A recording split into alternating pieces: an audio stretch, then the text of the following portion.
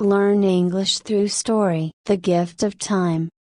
In a bustling city where skyscrapers pierced the sky and people rushed about their daily lives, lived a successful but overworked executive named Sarah. She was the youngest partner in her law firm, renowned for her relentless work ethic and exceptional legal mind. However, her success came at a steep cost. Sarah's life revolved around meetings, deadlines, and the pursuit of higher status. She rarely had time for family, friends, or even herself. One autumn evening, after a particularly grueling week, Sarah found herself sitting at her desk late into the night, the glow of her computer screen illuminating her tired face. The office was empty, and the only sound was the rhythmic tapping of her fingers on the keyboard. As she pushed through the final touches of a crucial case, her phone buzzed with a notification. It was a message from her younger sister,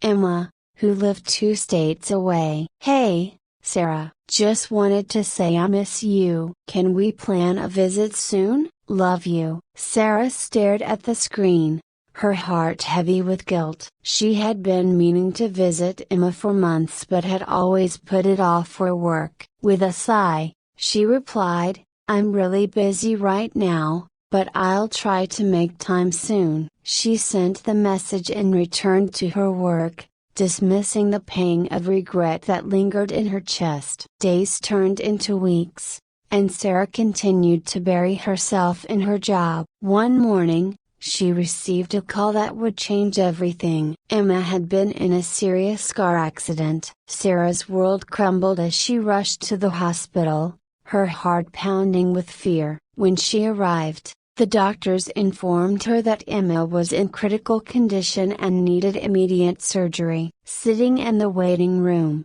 Sarah felt a wave of emotions crash over her. Regret washed over her as she realized how little time she had spent with her sister. They had always been close, but her relentless work had created a chasm between them. As she waited for news, she replayed memories of their childhood, the laughter, the shared secrets, the endless conversations. How had she allowed her ambition to overshadow her love for Emma? After what felt like an eternity, the doctor emerged, and Sarah rushed to him. "How is she?" she asked, her voice trembling. The doctor sighed, "She's stable, but she will need a long recovery. You should be prepared for a challenging journey ahead." With a heavy heart, Sarah entered Emma's hospital room. Her sister lay there, frail and connected to various machines, but Sarah could still see the spark of life in her eyes. Emma smiled weakly when she saw Sarah, and tears filled Sarah's eyes. "Hey, sis," Emma whispered. "I'm glad you're here." "I'm so sorry, Emma. I should have been there more for you," Sarah said, her voice cracking. "I was so caught up in work." A broken bar. Emma raised a finger weakly. "Stop, I'm here now. That's what matters." As the days passed, Sarah spent every waking moment by Emma's side. She learned about her sister's life via her hopes, dreams, and the things that made her truly happy. They talked about everything, from childhood memories to Emma's dreams of traveling the world. It was a bittersweet reunion. Sarah was grateful for the time together but deeply aware of the circumstances that had brought them closer. During one of their late-night conversations, Emma said, "You know, Sarah, life is short. We spend so much time chasing after things that don't truly matter. I want you to promise me something." "Anything," Sarah replied, her heart racing. "Promise me you'll find a better balance. Work is important, but so is living. Don't let it consume you like it did for me." Sarah nodded, tears streaming down her cheeks. "I promise, Emma. I won't take our time for granted anymore." Months passed, and Emma gradually recovered,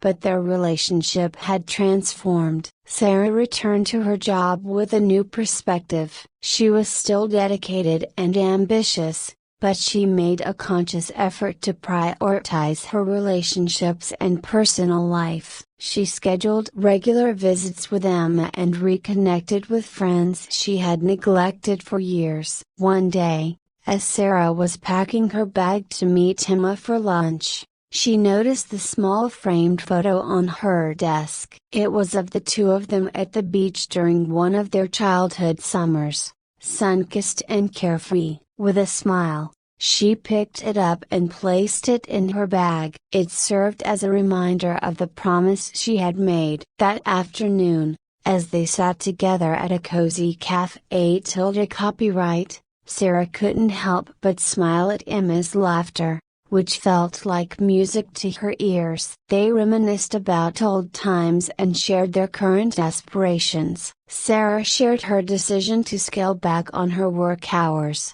and Emma's face lit up with pride. "I'm so happy for you, Sarah," Emma said, taking her sister's hand. "You deserve to enjoy life." As they finished their meal, Sarah's phone buzzed with a message from her boss, requesting her presence for an urgent meeting. For a moment, she felt the familiar pull of obligation. But then she glanced at Emma, her heart swelling with gratitude and love. With newfound confidence, Sarah typed a quick reply, "I can't make it today. I'm spending time with family." In that moment, she understood the true value of life. It wasn't the accolades or the titles that mattered, it was the connections we nurtured and the moments we cherished. The golden chain of compassion and love strengthened her resolve to live fully, to embrace each day as a gift. As Sarah and Emma walked out of the cafe